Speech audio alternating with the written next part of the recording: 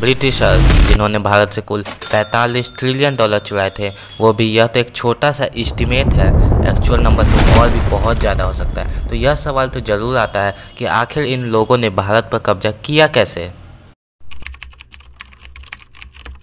1600 में east India company ने England की शासक रानी एलिजाबेथ फर्स्ट से एक चार्टर प्राप्त किया जो उसे ईस्ट के साथ व्यापार करने का एकमात्र अधिकार प्रदान करता था।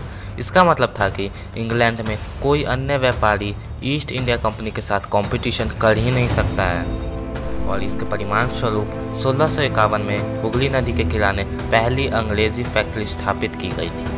2 साल बाद मुगल अधिकारियों ने कंपनी को 3 गांव पर जमींदारी के अधिकार दे दिया। कंपनी ने मुगल सम्राट औरंगजेब को एक फरमान जारी करने के लिए भी राजी किया जो कंपनी को बिना शुल्क के व्यापार करने का अधिकार देता था।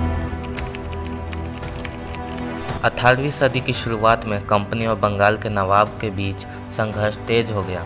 औरंगजेब की मृत्यु के बाद बंगाल के नवाबों ने अपनी शक्ति और स्वायत्तता पर जोर दिया, जैसा कि उस समय अन्य क्षेत्रीय शक्तियां कर रही थी। मुर्शिद कुली खान के बाद अली वर्दी खान बंगाल के नवाब बने। उनमें से प्रत्येक एक मजबूत शासक था। उन्होंने कंपनी को रियायतें देने से इनकार कर दिया, कंपनी के व्यापार के अधिकार के लिए बहुत सारे पैसे की मांग की, उसे सिक्के ढालने का कोई अधिकार नहीं दिया और उसे अपने किलों का विस्तार करने से रोक दिया गया। कंपनी पर धोखे का आरोप लगाते हुए उन्होंने दावा किया कि कंपनी बंगाल सरकार को भारी राजस्व से वंचित कर रही है और नवाब के अधिकार को कमज़ोर कर रही है। वह करों का भुगतान करने से इनकार कर रहा था, अपमानजनक पत्र लिख रहा था और नवाब और उसके अधिकारियों को अपमानित करने की कोशिश कर रहा था। संघर्षों के कारण टकराव हुआ और अंत में प्रसिद्ध पलासी की लड़ाई हुई। नवाब होने का क्या मतलब था? बेशक इसका मतलब था कि कंपनी ने अधिक शक्ति और अधिकार हासिल कर लिया, लेकिन इसका मतलब कुछ और भी था। प्रत्येक कंपनी के सेवक को नवाबों की तरह रहने का सपना देखने लगा। अनुलग्रियों की अंतिम लहर लॉर्ड डलहौजी के तहत हुई, जो 1848 से 1856 तक गवर्नर जनरल थे। उन्होंने एक नीति तैयार की जिसे बाद में डॉक्ट्रिन ऑफ लैप्स के नाम से जाना गया। सिद्धांत अनुसार यदि कोई भारतीय शासक बिना पुरुष वारिस के मर जाता है तो उसका राज्य चूक जाएगा, यानी कंपनी का क्षेत्र बन जाएगा। और इसे कई लोगों द्वारा 1897 के भारतीय विद्रोह में एक प्रमुख कारक माना जाता था। हालांकि यह एक बहुत ही प्रभावी नीति थी क्योंकि इसने कंपनी को थोड़े समय में एक बड़े क्षेत्र पर कब्जा करने की अनुमति दी। लेकिन इन लोगों ने आखिर कैसे इतने बड़े क्षेत्र पर कब्जा किया, यह हम सभी लोगों को पता ही है। यह लोग जो भी राजा होते थे, उनका यदि कोई पुत्र होता था तो उसे छल से मार दिया जाता था और बाद में उसे हथिया लिया जाता था उस राज्य को ही पूरा का पूरा।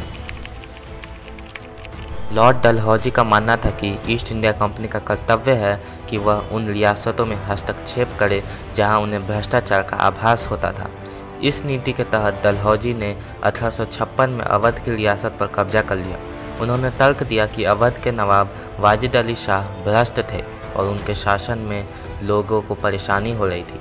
अवध का विलय एक विवादित निर्णय था और कई लोगों ने इसे 1897 के भारतीय विद्रोह का एक प्रमुख कारक मानते थे। Direct equation. डलहौजी ने डायरेक्ट एक्वेशन के माध्यम से कई रियासतों पर कब्जा कर लिया। उन्होंने तर्क दिया कि ये राज्य ब्रिटिश भारत की सुरक्षा के लिए खतरा है और ब्रिटिश हितों की रक्षा के लिए इनका विलय आवश्यक था। इस नीति के तहत डलहौजी ने 1850 के दशक में झांसी, नागपुर और करसौली पर कब्जा कर लिया। सब्सिडियरी अलायंस भारत में ब्रिटिश ईस्ट इंडिया कंपनी द्वारा विकसित अप्रत्यक्ष शासन की एक प्रणाली थी। इस प्रणाली के तहत कंपनी ने भारतीय राजकुमारों के साथ संधियां की, जिसके तहत राजकुमार अपने क्षेत्रों में ब्रिटिश सैन्य बल बनाए रखने और ब्रिटिश विदेश नीति के अधीन होने पर सहमत हुए। बदले में कंपनी राजकुमारों को हमले से बचाने और उनके शासन को बनाए रखने के लिए सहमत हुई। इससे कंपनी को रियासतों के आंतरिक मामलों पर अधिक नियंत्रण मिल गया। इस प्रकार ईस्ट इंडिया कंपनी एक व्यापारिक कंपनी से टेरिटोरियल कॉलोनियल पावर